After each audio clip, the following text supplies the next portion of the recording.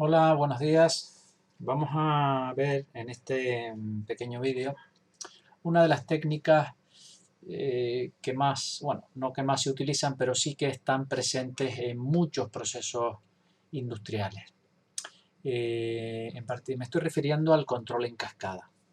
El control en cascada se utiliza para cuando en un proceso está afectado por perturbaciones y además nosotros tenemos la posibilidad de medir esas perturbaciones. De algún modo sería como una mejora al control, al lazo de control que tenemos, añadiendo la información que estamos obteniendo de las perturbaciones.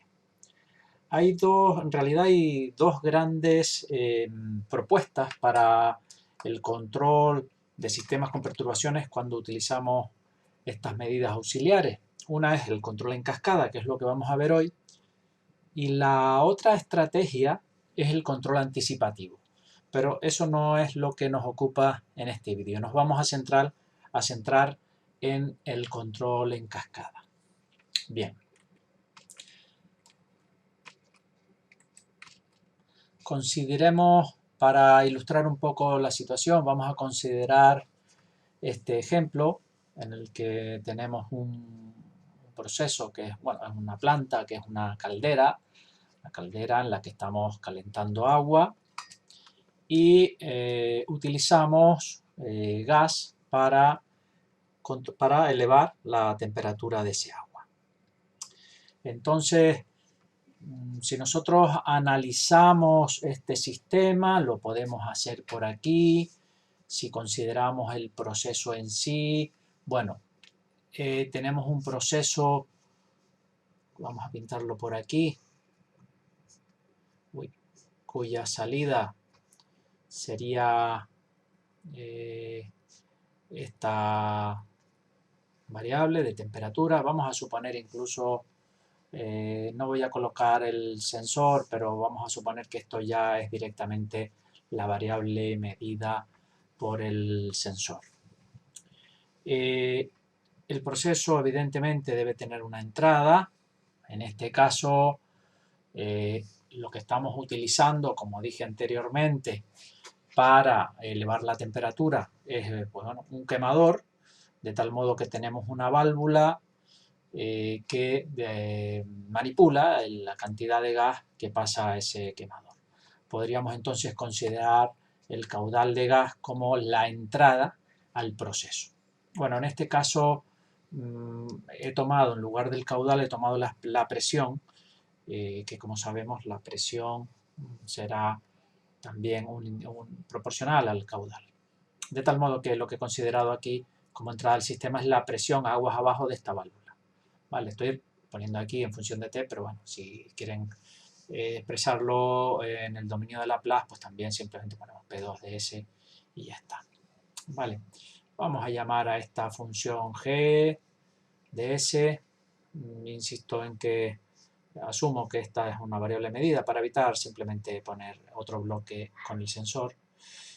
Y vamos a plantear un lazo de control estándar en el que, voy a ponerlo por aquí, genero un error con esta señal y una señal de referencia que sería el valor que yo deseo para la temperatura. Esto me da un error que yo llevo a un controlador, que voy a representar como GC, ¿de acuerdo?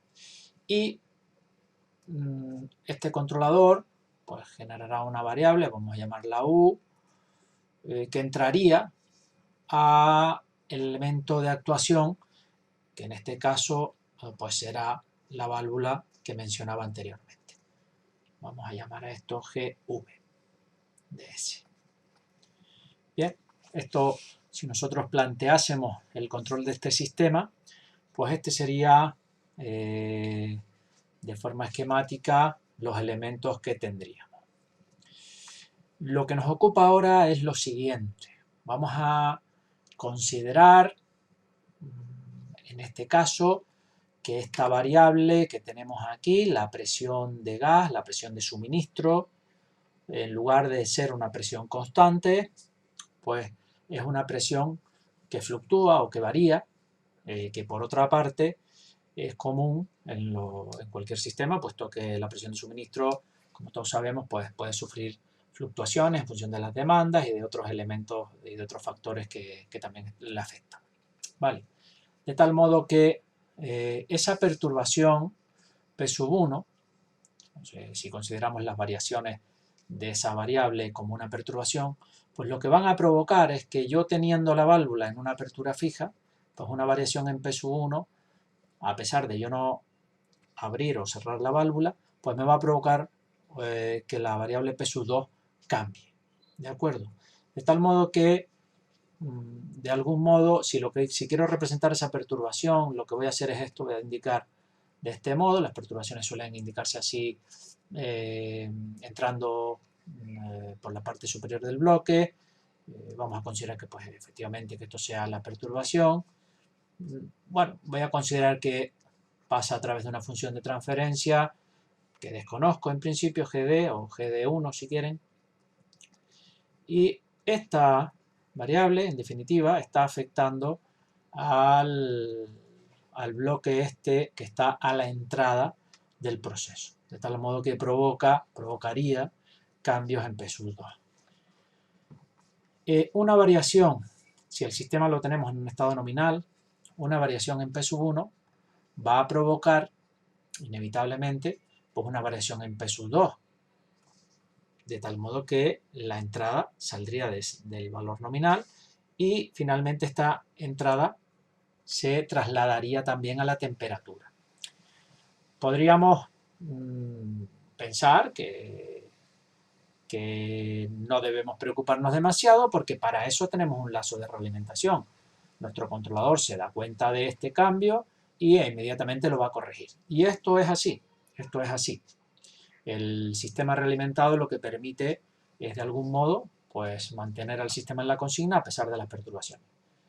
Pero el escenario que vamos a plantear es que, bueno, si yo soy capaz de evitar que el efecto de esta variación pase a la temperatura, pues el comportamiento de mi variable de interés, que al final es esta temperatura, pues va a ser mucho mejor, ¿no? Esta es un poco lo que queremos hacer. En definitiva es, si yo soy capaz de medir esta perturbación, tal vez podría compensar de esta salida del controlador para evitar que la perturbación llegue a afectar a T o que la afección en T por la perturbación sea menor que si no lo contempla. ¿De acuerdo? Bueno, vamos a avanzar un poco más. Este sería el escenario que estamos considerando.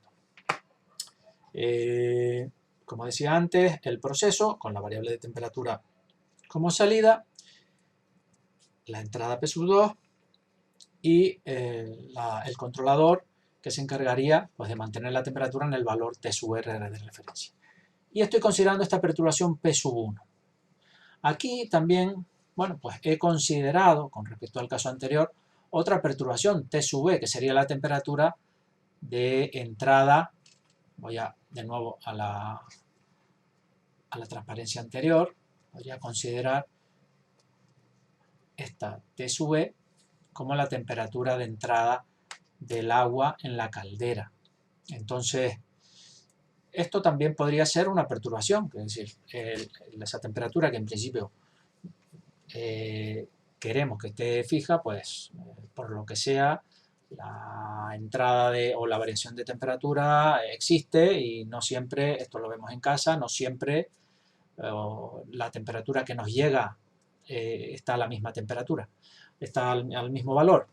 Por lo tanto, también, igual que razonamos para esta variable P1, pues podríamos considerar esta otra perturbación que está entrando por aquí. La diferencia ahora es que esa perturbación no está, digamos, afectando a la P2, digamos que estaría más bien en este otro bloque, ¿de acuerdo? Esa perturbación T_E estaría más en este otro bloque. Lo voy a pintar aquí y entraría también con una función de transferencia que en principio no la conozco, pero digamos que la forma en que afectaría esta T sub E al sistema sería en este bloque. ¿De acuerdo?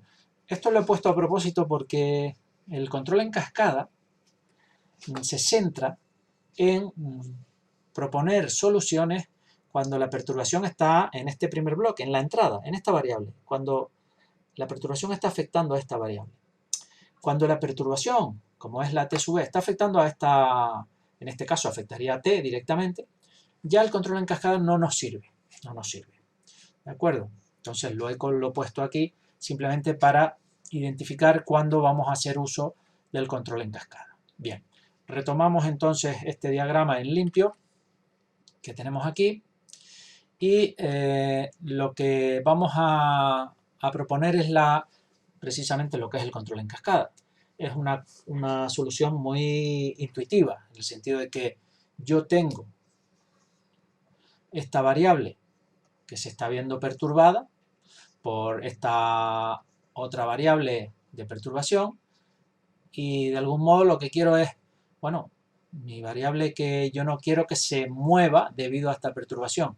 Por lo tanto, voy a añadir aquí de algún modo un controlador adicional, lo voy a poner por aquí, lo voy a escribir en sucio y luego ya lo pinto en limpio.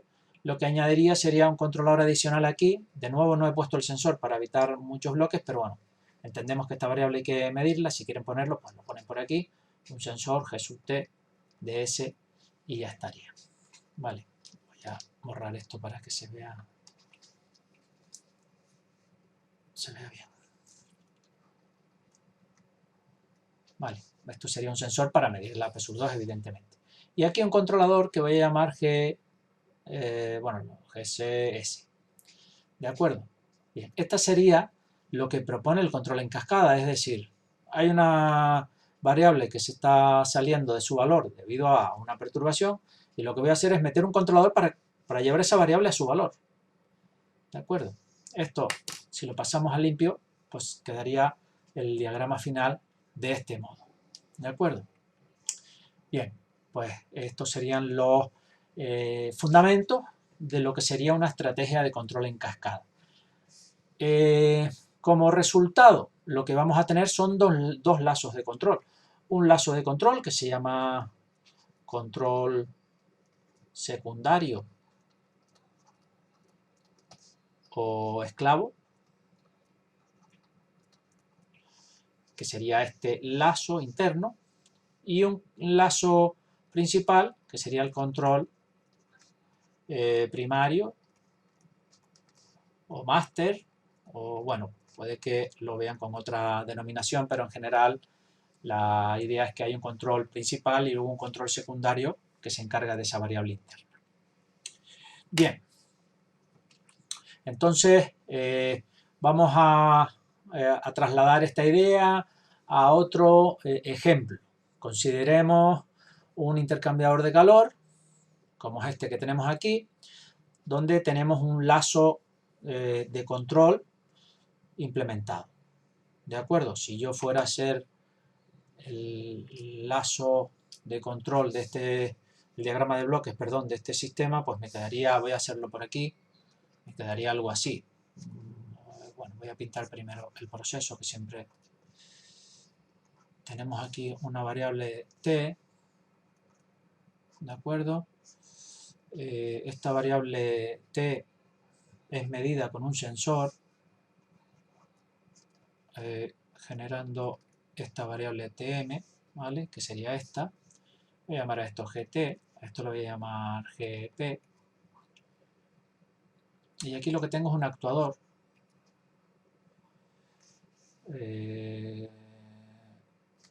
Bueno, voy a seguir el diagrama este tal como está por aquí y pongo el actuador al final.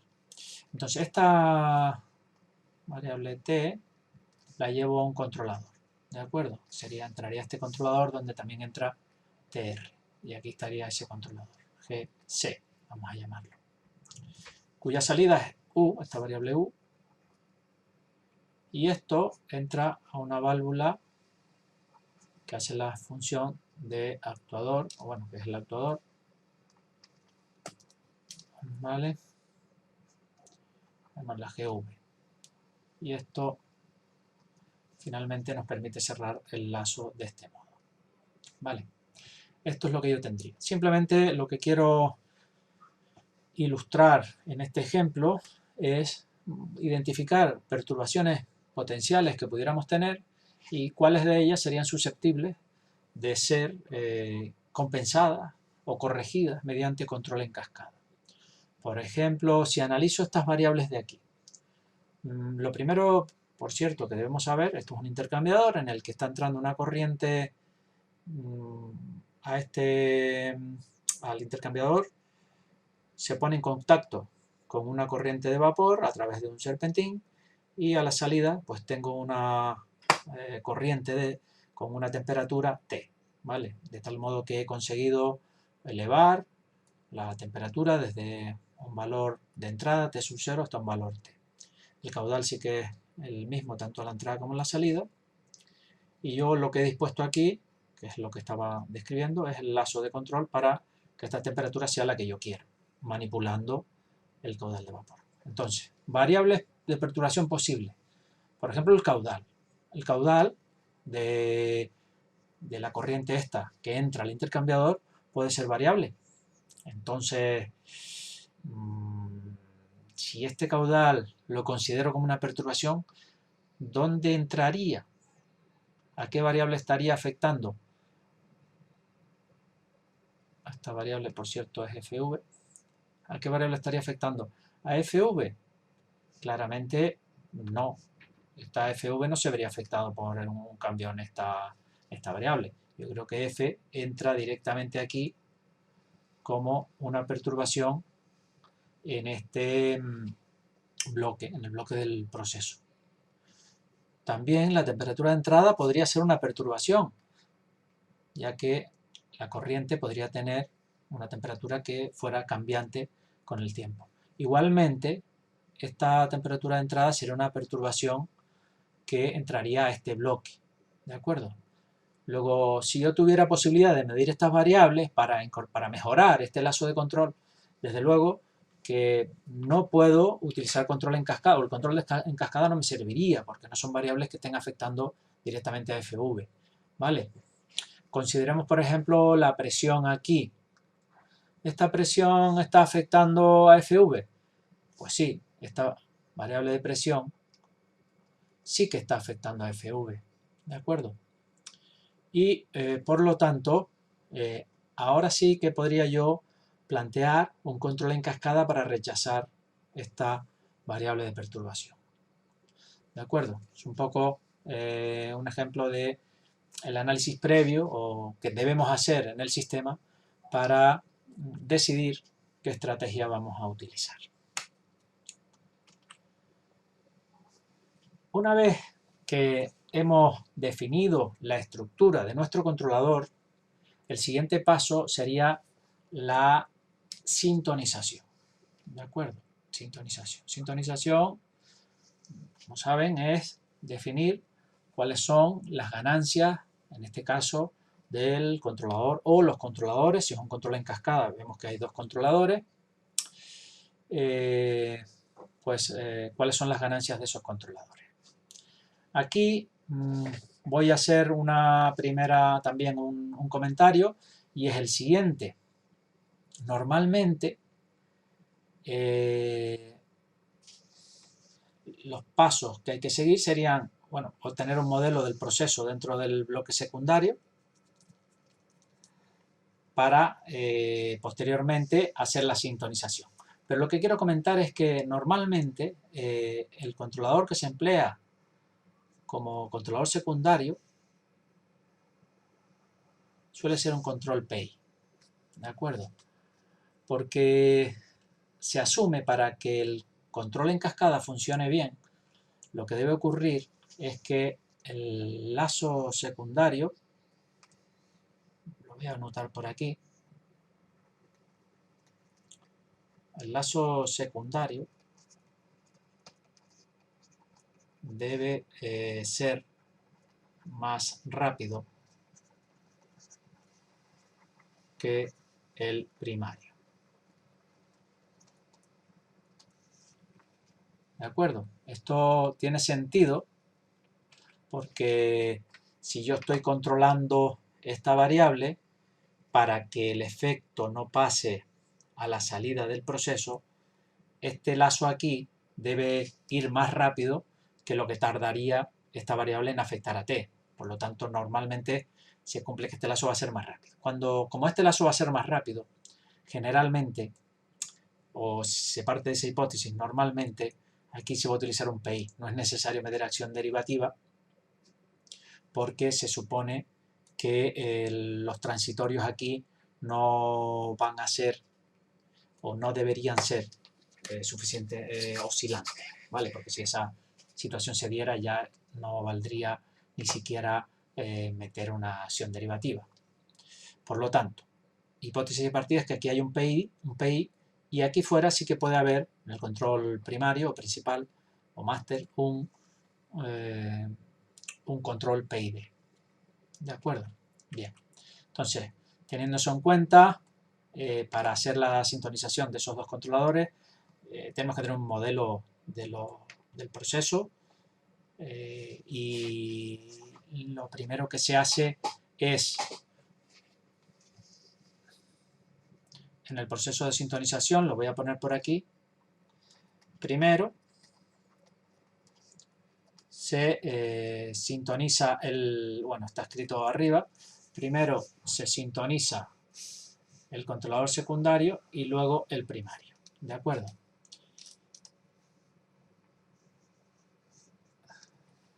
Entonces, para eso tenemos un modelo del proceso dentro del bucle secundario y podemos luego ya sintonizar el control PI siguiendo algunos de los criterios que conozcamos. Por ejemplo, el criterio de Ziegler-Nichols, que es uno de los que comúnmente se utiliza.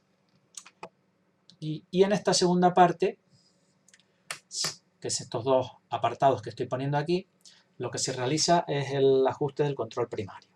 Y para eso tenemos un modelo desde la entrada al bucle secundario, que sería como el punto de consigna de ese bucle secundario, pues desde esa variable hasta la variable controlada obtenemos el modelo equivalente. ¿De acuerdo?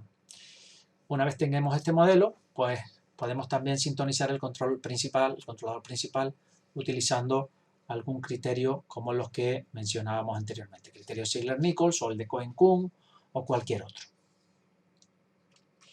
Para poner en práctica estas ideas vamos a considerar de nuevo el ejemplo que mencionábamos anteriormente, que es el de una función, el control en cascada de una caldera. ¿De acuerdo?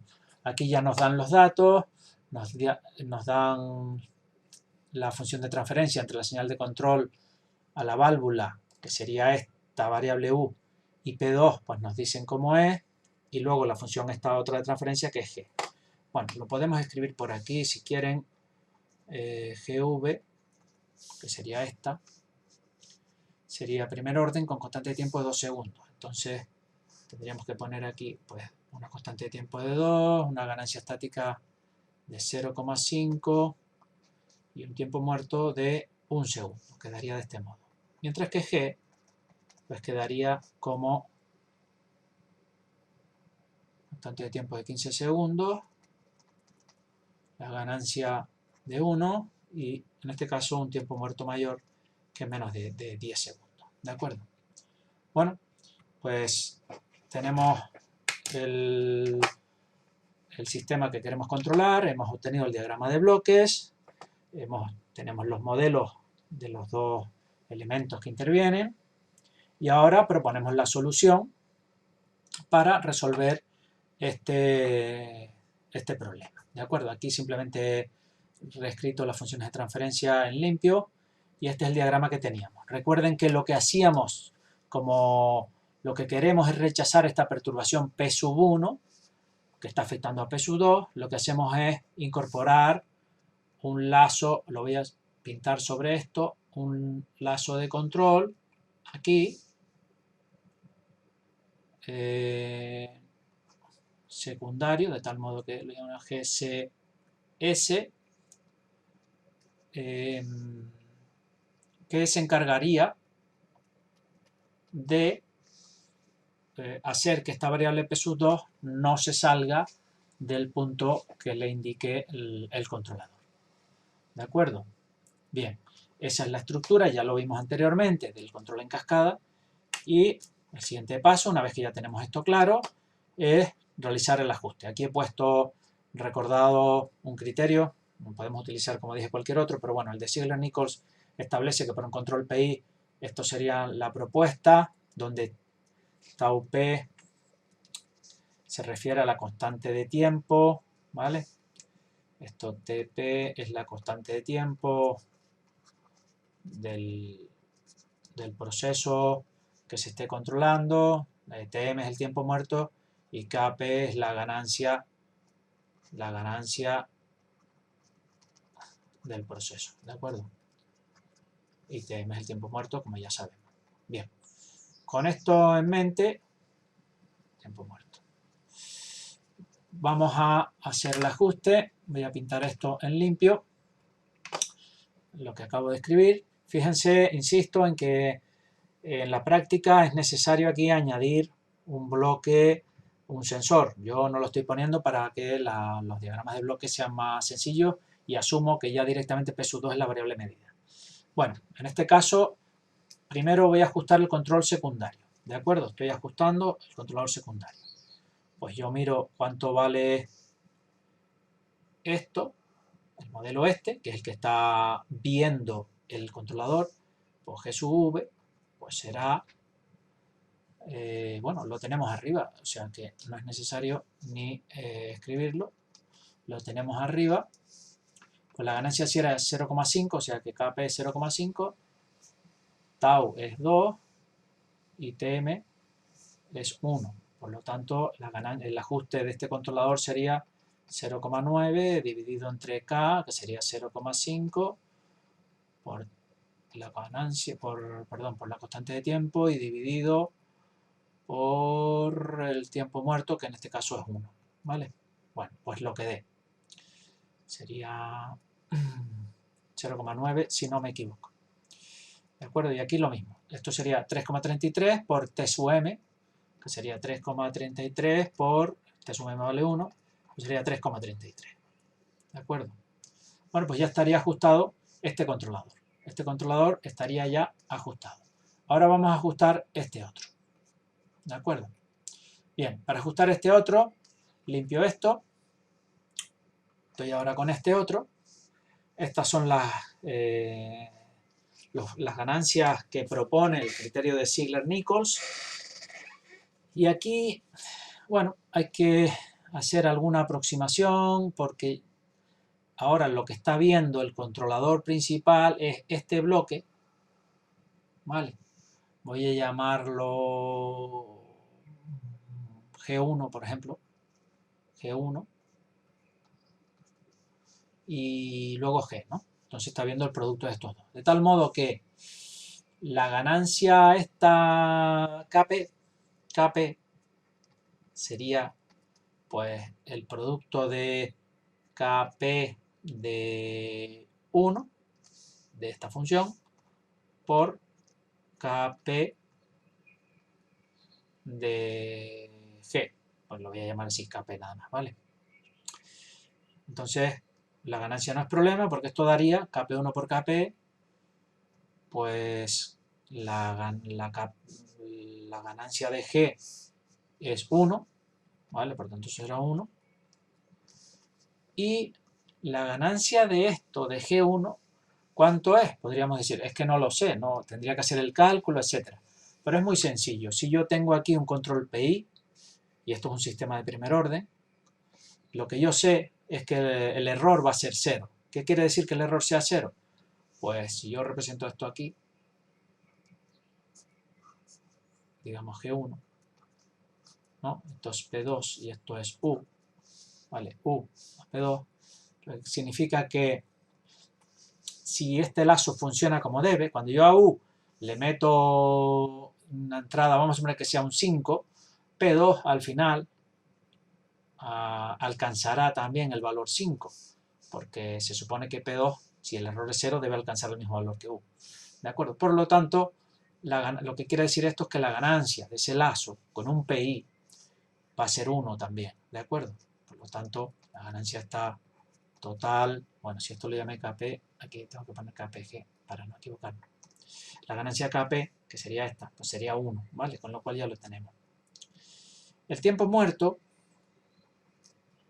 aquí hay dos bloques. El tiempo muerto es la suma, en este caso sería el tiempo muerto que hay aquí más el tiempo muerto que hay aquí. Entonces el tiempo muerto de G1, tiempo muerto de 1, más el tiempo muerto que hay en G. Entonces el tiempo muerto de G1, el único elemento que introduce tiempo muerto aquí es V, por lo tanto es 1, ¿vale? 1. Mientras que el de G, pues miro cuánto vale, voy a G y el tiempo muerto es 10, por lo tanto será 1 más 10, ¿vale? Con lo cual el tiempo muerto es 11.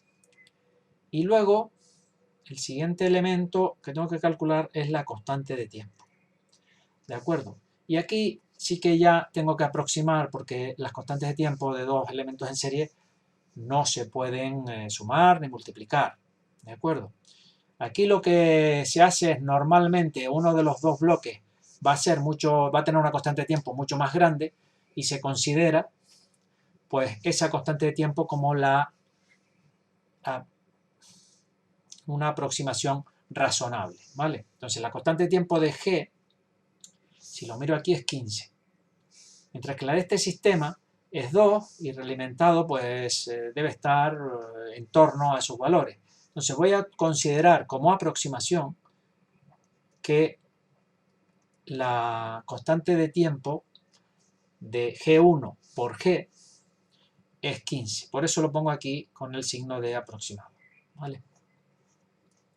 Bueno, y ya con esto, pues lo único que tengo que hacer es sustituir, ¿de acuerdo? Para sintonizar este control. Sería 1,2 dividido entre K sub P, que habíamos dicho que era 1, por 15 dividido entre 11, ¿vale? Esto sería la K sub C. T sub I sería 2 por Tm, que es igual a 2 por 11, sería 22. Y la acción derivativa, la ganancia derivativa, sería 0,5 por Tm, que sería 0,5 por Tm, que vale 11, sería por 5,5, perdón, sería 5,5, que es 0,5 por 11, ¿vale? Esto sería 5,5. Vale, pues con esto ya estaría definidos los dos controladores. Recuerden, esto no lo he puesto porque ya lo conocemos, pero recuerden que la expresión del controlador es U de t, en general es Kc por el error más 1 dividido entre t sub i por la integral del error más td por la derivada del error con respecto al tiempo, ¿vale? Y cuando digo sintonizar, lo que estoy definiendo es precisamente esta Kc, esta t sub i y esta t sub d para el caso del controlador primario, y en el caso del controlador secundario, pues simplemente era Kc y t sub i. Bien, pues estos son los principios básicos que hay que tener en cuenta y los conceptos básicos que hay que tener en cuenta cuando hablamos de control en cascada. Espero que les haya quedado medianamente claro.